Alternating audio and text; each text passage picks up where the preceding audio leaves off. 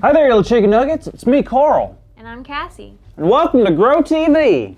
Welcome to Grow TV. Introducing your host, Carl.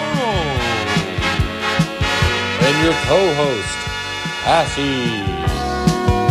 Where we learn, where we grow, and we talk about Jesus.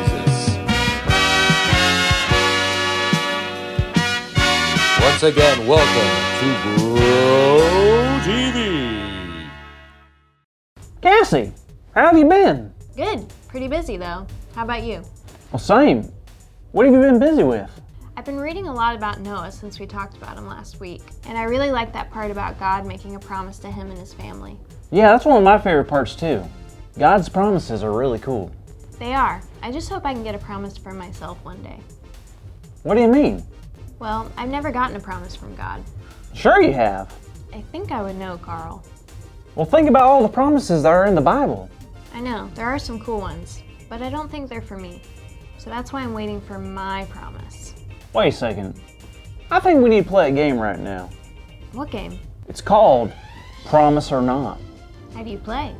Well, it's easy. I'm going to read off some promises that are in the Bible, and you're going to have to figure out whether or not it's a promise for you or not. Got it? Got it. All right. Let's do Isaiah 40:29. God gives strength to the weary and increases the power of the weak.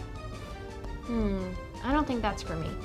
All right, round two. James 4:7. Submit yourselves to the Lord. Resist the devil, and he will flee from you. That's a tough one, but I'm going to say not for me. All right, third and final round. John 3:16. For God so loved the world that he gave his one and only Son, that whoever believes in him shall not perish but have eternal life. Now, I've heard that verse before, but I don't know if that's a promise for me, so I'm going to say no. Okay, well, let's look at the scoreboard. We gave you the 3 promises from the Bible. You chose that 0 of these promises are for you. So let's see if you were wrong or right. How many of these promises were meant for Cassie? Whoa, all 3! Isn't that incredible? I guess, but I don't know. I just don't know if that makes any sense. I can understand that can be confusing, but when promises are made to God's children, that means all of God's children. Remember Abraham? Abraham from the Old Testament?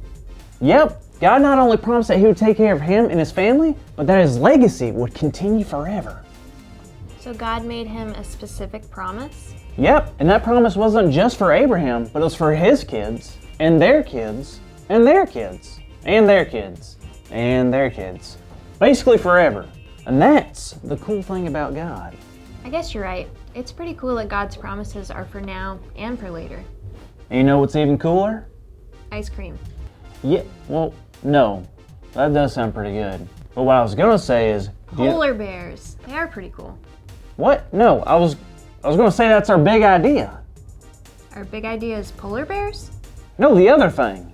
Ice cream. Yay, that's our big idea. What? No. Okay, this is getting out of control. Just roll the big idea intro. Today's big idea is polar bears holding ice cream. What? Oh, man, this show is going off the rails. Sorry. This week's big idea is God's promises are for now and for later. So on the count of 3, let's all say it together. Ready? Ready. 1, 2. 3. God's promises are for now and for later.